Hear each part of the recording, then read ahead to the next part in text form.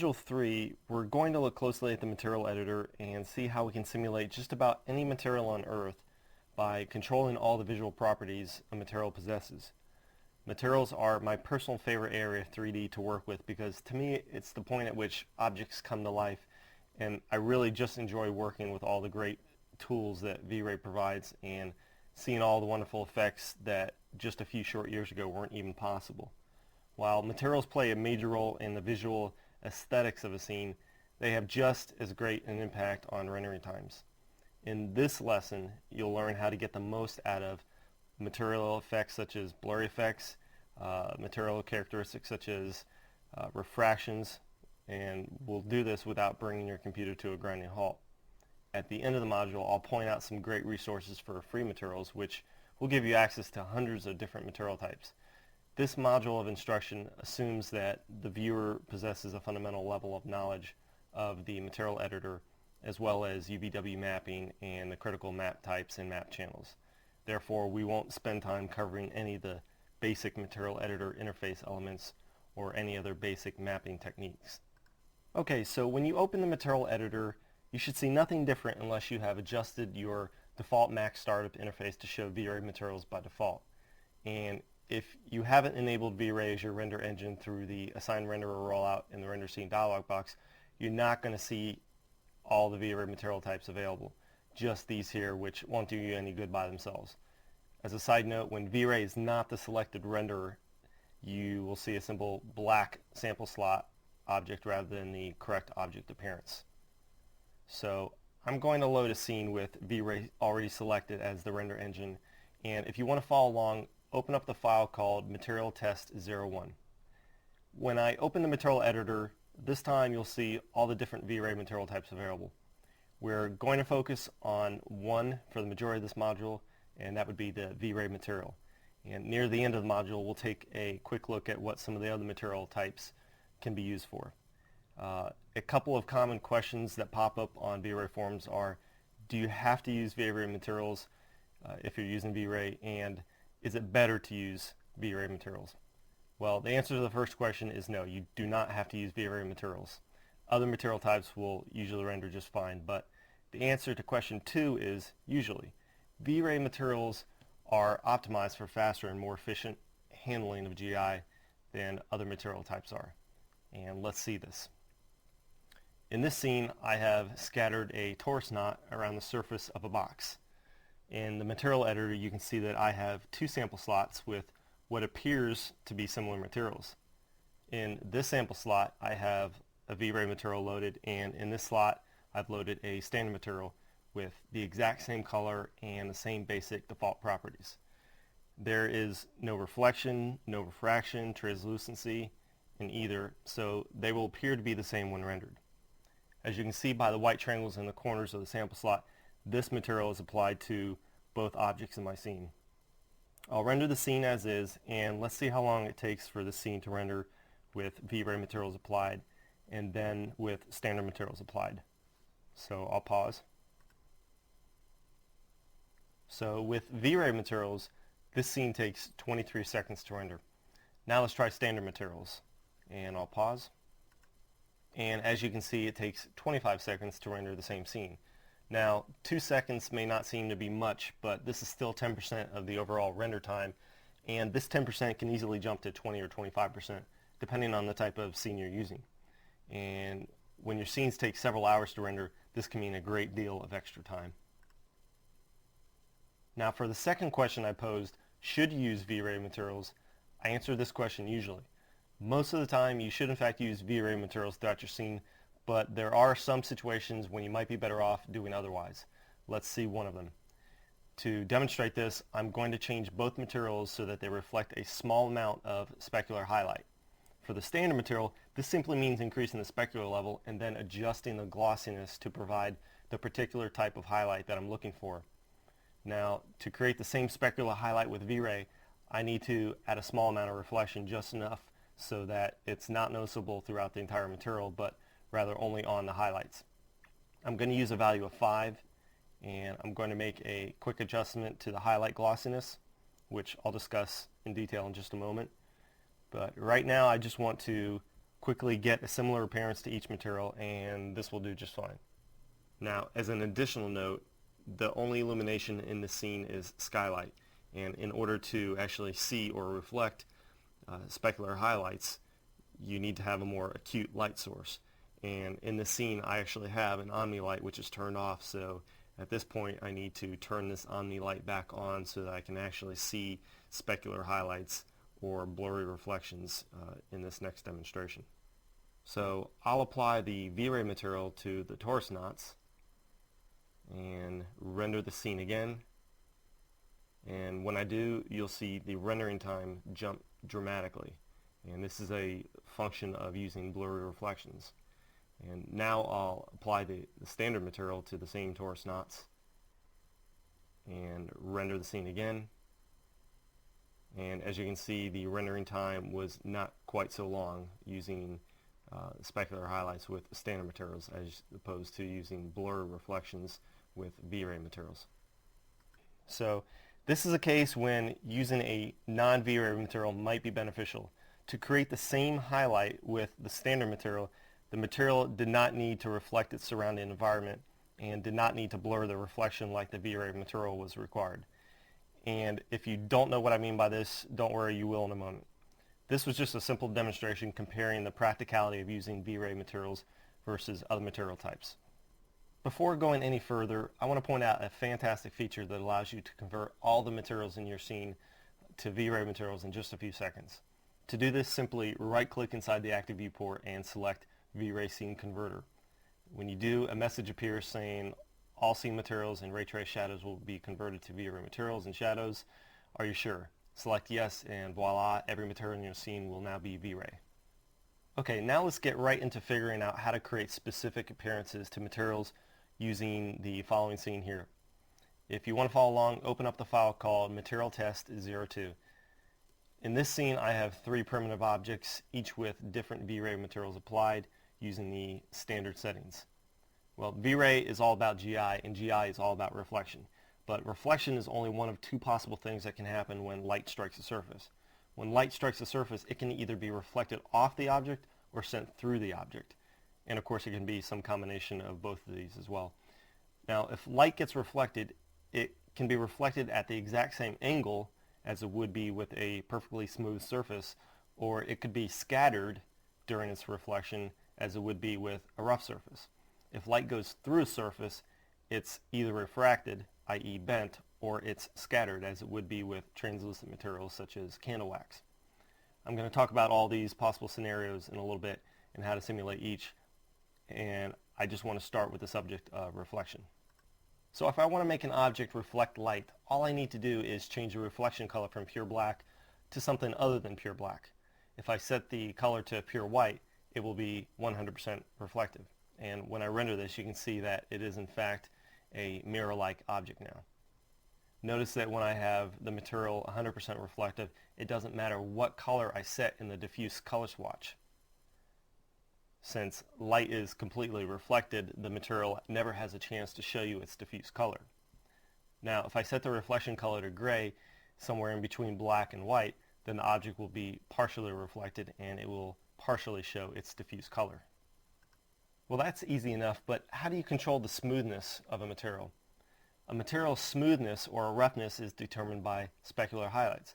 In fact, nothing about a material will give you a better indication of what the material is than with its specular highlights. And specular highlights in V-Ray materials are controlled through the reflection glossiness and highlight glossiness settings shown here. With a value of 1.0, V-Ray makes the material 100% glossy, so perfectly glossy in fact that the highlight is infinitely small and therefore invisible. Anything other than 1.0 results in a specular highlight, and the smaller the value, the larger the highlight and the rougher the material looks. And the reason the highlight becomes larger is the light is being scattered over a greater range of angles. So let's see this in action. If I change the reflection glossiness to 0.95 in render, I will actually see no highlight. Any idea why? Well, it's because the only source of illumination in the scene is environment light. So there's no acute light source to reflect. So I'm going to go ahead and quickly drop in an omni light. and I'm going to change the shadow type to V-Ray shadows, which we'll look at closely in Module 6. To position the highlight from this light so that I see it in a suitable location, I'll use the Place Highlight tool, which is a great way to move lights around in your scene. So now when I render, you can see a small highlight appear right here, and the entire surface of the object appears to have a rougher surface, and the reflections appear more blurred. Notice also how the rendering time went up a little bit. Let's rough up the surface a little bit more by bringing down or by changing the reflection glossiness to 0.75. Now the reflections are much more blurred and the surface appears rougher. So when you hear the term blurry reflections, this is what the term is referring to. It's not only a fantastic way to add realism to your materials, it's a great way to hide objects. And let me show you what I mean by this. In this image, you can see a slight blurring to the windows. This was useful in obscuring what lays inside the building, or what actually did not lay inside the building. The building was pretty much empty, and it also obscured what's being reflected. In both cases, I didn't want the viewer to be able to see inside the building clearly enough to see that there's not much in there, and I also didn't want the viewer to be able to see what was being reflected because it was a generic building and I didn't want to give any indication of what was actually going to be reflected in real life. I just needed something to be reflected rather than just a simple horizon line, which is never a good thing in visualizations. So these blurry reflections are a great quality to add to your scene if you need them. However, there's a major downside to their use. They can really increase your rendering time. The more blurry your reflections get, the longer it takes to render, and this is pretty much the case with any area of V-Ray or Max that applies a blurry effect to your scene. Now let's see how to control another quality of our reflections. Even though the sphere is being reflected, notice how grainy the blurry reflections are. Well, the quality of blurry reflections is controlled primarily by the subdivision value here, which works just like other subdivision values we've seen in other areas of V-Ray up to this point. So if I reduce this value to 1, as you'd probably expect, the quality of the blurry reflection suffers. And in fact, we see a very rough looking surface, almost like frosted glass. Now this may actually be a desirable side effect and a way to rough up the surface even more than by just reducing the reflection glossiness. The default value of 8 provides decent quality, but for really grainless reflections, you might want to try values up to 20. Okay, so far the changes we've made to the specular highlights on the sphere have affected the entire sphere. But what do I do if I only want to affect the blurring of the sphere and not the highlight? To do this, simply unlock the reflection glossiness and the highlight glossiness using the toggle shown here, and change the value of one independently of the other. So when I unlock the two, the reflection glossiness is automatically kept at 0.75 and the highlight glossiness is restored to its default value of 1.0. What these two settings now mean is that while the entire surface of the material wants to be blurred, the highlight itself will not be blurred because its glossiness value is 1.0. There are some very good reasons why you might want to have this kind of control, and let's look at one of them now. Well, one problem many users run into is not being able to control the highlights that naturally appear when they blur reflections on a surface. For example, in the following image, notice all the bright highlights that appear as dots on many of the surfaces of the kitchen appliances here. This is obviously a distracting side effect, and adding blurry reflections here might first be thought to be not possible. But rather than doing away with blurry reflections entirely, all you would need to do is unlock the reflection and highlight glossiness values and increase your highlight glossiness while leaving the reflection glossiness unchanged.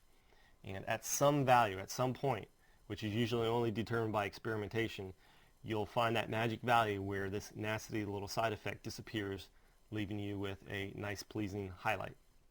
Of course, you could always just remove the highlight entirely by returning the highlight glossiness to 1.0, but these are all options that you have. And another example where you might want to separate these values is with the creation of water.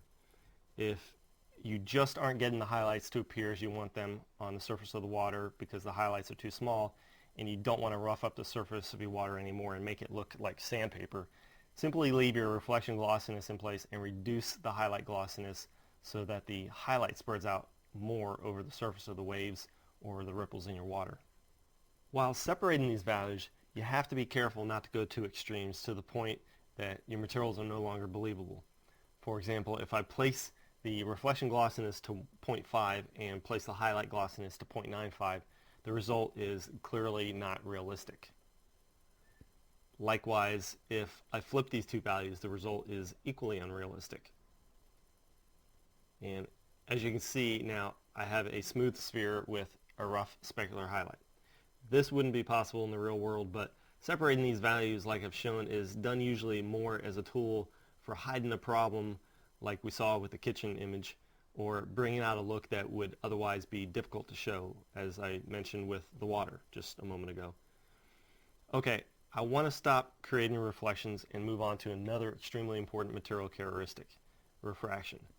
As I mentioned earlier, when light is not reflected off an object, the only other possible alternative is for it to go through the object. One of the ways it can go through an object is to be refracted or bent. And just like you enable reflections, refractions are enabled by adjusting the refraction color swatch shown here. So with a purely white color, you get 100% reflections. But what does this really mean? Well, all it means is that the light that goes into an object passes completely through the object. In the case of this sphere, the light I see right here is not reflected light coming from behind and bouncing off the sphere. It's light coming from behind the sphere towards the camera and being bent as it passes through the sphere. So by using a value between pure white and pure black, we get partial refractions as shown here. Now, as a side note, what do you think would happen if I made the refraction and reflection colors pure white, i.e. 100% reflective and 100% refractive? Let's see. So I'll change both to pure white and render, and this is what I get. The reason why you see a perfect mirror again is that even though the material is set to pure refractions, light never gets a chance to go through the object at all because it's completely reflected. So not only does the diffuse color have no effect on the material, none of the refraction settings will have any effect as well. Now what do you think would happen if I had 0% reflection and 100% refraction? Do you think the object will completely disappear? That's usually the first response that I get from students when I ask this question, but in fact, it's both a right and wrong answer. Technically, the object did disappear, and the object is in fact completely transparent, but what we're left with is a faint but very noticeable bending of the light passing through the object. So if I want to see no trace of the object at all, it would stand to reason that the only way I can make this happen is to keep light from being bent so much. And the way I can do that is by using the index of refraction setting shown here. By using the default value of 1.6, watch what happens when I change it to 1.0. The object completely disappears. The object is still on my scene, but because the index of refraction is set to a value of 1.0, which corresponds to a perfect vacuum, light does not get a chance to bend at all as it passes through the object. If you want to simulate other refractive mediums, look at an index of refraction chart, such as the one available on the online V-Ray manual. There's a lot available on the internet, and you can look at a multitude of different mediums. Okay, so water, for example, has an index of refraction of 1.33, and when rendered, it changes the look of the sphere significantly. Now, the ability to simulate a substance like water is only as good as the physical object you're applying the material to, and in this case, a sphere is not appropriate for simulating water.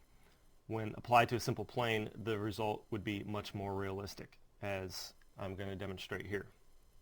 So I just quickly created a plane, I added a bump map to it, and that's about it. And using the index of refraction and positioning the light just so, I can get a pretty realistic look to my water just when it's applied to a simple plane object as shown here. Well, there's still a lot more to cover within materials, so let's push on and see how far we can get in a short amount of time. The next thing I want to talk about is Fresnel reflections. This type of reflection changes based on the viewing angle. For views perpendicular to a surface, reflections will be minimized, and for views parallel to a surface, reflections will be maximized. This type of reflection occurs in some objects in nature, and when used in V-Ray can add some really nice realism and some nice depth. Let's see this. So again, I have my sphere that renders with the same type of reflections, and now I'm going to enable Fresnel reflections, and when I do, notice how my sample slot changes immediately in appearance. Let's see what's going on here. If I render the sphere with the default Fresnel settings, the result is a much different look. If you look closely, you can see that the reflections in the center of the sphere are not as strong as the reflections towards the edge of the sphere, where the viewing angle is more parallel with the faces along the edge. Now, the strength of this effect is controlled through an index of refraction value, just like we controlled refraction strength. In fact, by default, the strength of Fresnel reflections is controlled by the very same index of refraction value we've been using, and that's because of this lock here. When unlocked, you see a new index of refraction value enabled, and now Fresnel reflections are controlled right here. So to change the strength of the Fresnel effect, all I need to do is change this value. If I reduce the value, you can see that the strength of reflections everywhere is reduced. In fact, I can keep reducing it to the point that only reflections along the edge of the sphere are visible. Finally, if I reach a value of 1.0, there's no more reflections at all, and I can also go in the opposite extreme. A value of 2.0 gives me strong reflections everywhere, but if I keep increasing the Fresnel effect above this point, or the index of refraction above this point, you can see that the reflections are getting so strong everywhere that I'm starting to lose my diffuse color and totally losing the Fresnel effect. In fact, I can continue to make the reflections so strong that the diffuse color totally disappears and my material returns to a perfectly reflective mirror, which finally happens when the Fresnel is set to 100, or the index of refraction. My point in demonstrating these ridiculous values is that Fresnel effects really only work when you use a value of greater than 1.0 and less than 2.0. If you do, this is really a wonderful way to add a touch of realism to certain types of objects in your scene. Next, I want to talk about another quality that V-Ray materials possess, and that's the max depth value. The max depth value specifies the maximum number of times that V-Ray will allow light to reflect from one surface to another. Depending on the exact field of application you're using 3D for, you will probably need to change this value only rarely. To see its effects, I'll maximize reflections on the torus in the scene and render as is. Everything looks okay right now, but if you look close, you can see these thin black lines in certain areas. These areas are the areas in which light wanted to bounce more than 5 times, but instead of bouncing more than 5 times, V-Ray stopped the bouncing and replaced the pixels in question with the exit color that is shown in the exit color swatch, shown here, which by default is set to black. Now, 99% of the time, 5 bounces will probably be enough, but when it's not, you'll know. Like all areas of V-Ray, I suggest setting values low and working up high until you remove problems. Watch what happens when I bring the max depth value down to 1. Those thin black lines become large black lines. If I change my exit color to something other than black, you can see exactly what areas have problems, which is a useful technique when you have a higher max depth value and thinner lines of the exit color. Even at 5, the green color stands out quite nicely. Next, let's look at this feature here called fog color. This feature makes thicker areas of an object appear darker than thinner areas. So if I make one end of this box thinner than the other side using an edit mesh modifier, and I'm just going to thin up one side, and apply a fog to the material, when I render you can see that the thicker area of the object is in fact darker than the thinner area. This is not a feature I really use, but I wanted to explain it so that you aren't left wondering what it does, since it's right here in the thick of things. Okay, now let's apply another neat look to a material, translucency. If an object is translucent, the light that passes through it gets scattered, kind of like light gets scattered with blurry reflections. A great deal of materials in the real world work this way, and let's see this in action. So I'm going to make this torus material approximately 50% refractive, which will allow the light to pass through it, at least partially.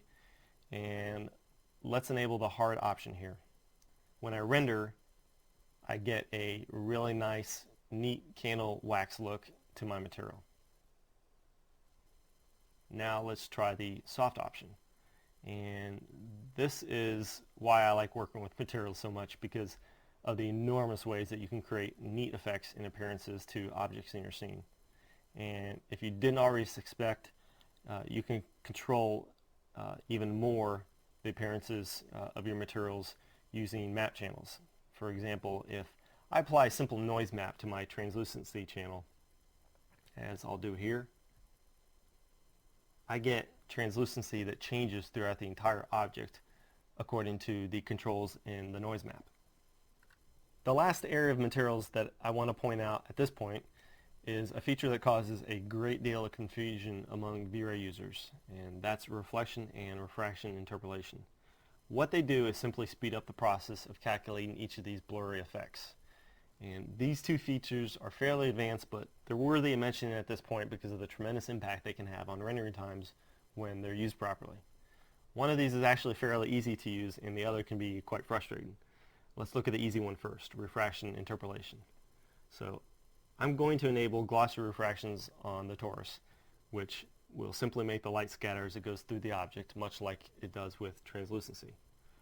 I'll start the rendering, but notice how slow it gets, how slow it goes once it gets past the GI calculations. I can significantly reduce the rendering time by enabling use interpolation, which is this option here. But using interpolation here is not as easy as just enabling an option.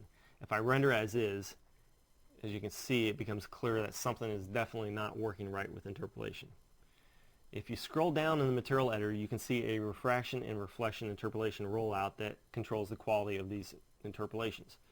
If you use an irradiance map as the primary bounce engine, which I would suggest, and it's what I use most often, you're going to need to match the min and max rate in this rollout with the min and max rate with the irradiance map rollout. Otherwise, you're going to get undesirable effects or results. So if I just make the simple change of matching my min and max rate with that shown in the irradiance map rollout, which in this case is -4 and -3, when I render, you'll see a much different result. The blurry reflections, or I'm sorry, blurry refractions look normal and quite smooth, which is what I was going for. At this point, I can use the interpolation samples in the reflection interpolation rollout to control the smoothing of the blurry refractions, just like I did with the interpolation samples in the irradiance map rollout. And I can also use the subdivisions value under the refraction color to control the number of refraction samples and therefore the overall quality. Well, reflection interpolation works just like refraction interpolation, and the savings in rendering times are just as great. I'm going to set my reflection glossiness to 0.5 and render as is. With a highlight glossiness value of 0.5, I can expect very blurry reflections, and knowing that the smaller I make this value, the greater the rendering time, I can expect this value to take some time. And as you can see, it is in fact taking some time. So now I want to use interpolation, so I'm going to enable it just like I did with refraction, and I've set my min and max rate to be the same as the irradiance map values. When I render, notice how much faster the rendering goes. The results are amazing. When you use interpolation in refraction or refraction, you don't have quite so much control over the exact look of the blurriness, but the rendering time improvement speaks for itself. And as great as the drop in rendering time was, watch how I can drop it even more by reducing the subdivision setting. I'll take it from the default value of 8 to 4, and now the sphere renders in just a couple seconds without really any significant loss in quality. As I just mentioned, the more blurry the reflection or refraction, the greater the rendering time, and therefore the more practical it becomes to use these interpolation options. But not only is it more practical to use interpolation as the blurriness of a material increases, it's also easier to control the quality. With reflection glossiness values close to 1.0, you're far more likely to get splotchy results. And I can see this here when I increase this value. and the closer you get to 1.0, the more you're going to have to compensate with more interpolation samples and higher subdivision values. At some point, you'll be spending more time compensating for this drop in quality than you would if you had just not used interpolation altogether. The last thing I want to mention in this module is some of the great material-related resources available on the internet. There are numerous sites that provide a great deal of bitmap images for both sale and for free, but there aren't too many that actually provide the actual materials. Two that actually do, and two that I've used extensively in my scenes, is the VizMaster's V-Ray Architectural Material Collection and the materials found on www.vray-materials.com. The VizMaster's collection is actually a plugin for purchase, and it provides a nice collection of shaders that actually institute their own unique interface, which is quite easy to learn and easy to use. The second website, www.vray-materials.de, is a site where members donate their material creations for the benefit of other members. There are numerous different categories for material types, and each one has a large and ever-growing number of great materials to choose from. Simply click on the material type, check out the description if you want, and download the material library file and upload the material in Max. Well, with this, we've covered all the major points I wanted to point out with materials. And if you're wondering about some of the other features that weren't covered in this module, rest assured the important ones will be covered in later modules. For example, the effect shadows option and the V-Ray light material are both important features, and both will be covered in Module 6 on lighting. Let's briefly review the most important things that were discussed in this module. I started the discussion by comparing V-Ray materials to non-V-Ray materials, and I stated that on average, V-Ray materials render about 10 to 25% faster than non-V-Ray materials, and they also usually result in better quality. There are special situations when it would be beneficial to use non-V-Ray materials, such as in the creation of fake specular highlights. Next, we saw how you can convert an entire scene of materials to V-Ray materials with one command that takes just a few seconds to execute. The color swatches control the strength of reflections and refractions, and we saw that if light is completely reflected, the refraction settings are rendered inconsequential. To enable blurry reflections for the entire surface of an object, decrease the reflection glossiness from 1.0. To control the blurriness of the material's highlight separately from the blurriness of all other areas of the material, unlock the highlight glossiness and reduce its value separately from the reflection glossiness. To increase the smoothness of blurry reflections or refractions, increase the subdivision value for either one. To give a material a rougher appearance, just reduce the subdivision value. Next, you can use Fresnel reflections to provide a really nice, unique, and realistic look to specific types of materials such as car paint, and you can adjust the index of refraction to values above 1.0 and below 2.0. Anything else and the Fresnel effect is pretty much lost. Use reflection and refraction interpolation to tremendously reduce rendering times. Ensure that when you use an irradiance map, the min and max rate within their respective rollouts match the min and max rate used in the irradiance map, and increase the interpolation samples to smooth the reflections and the refractions. Well, that pretty much does it for this module on materials. Hopefully you have a better understanding of what's going on with each of these features we've covered, and hopefully you can increase the quality of your visualizations while saving some rendering time.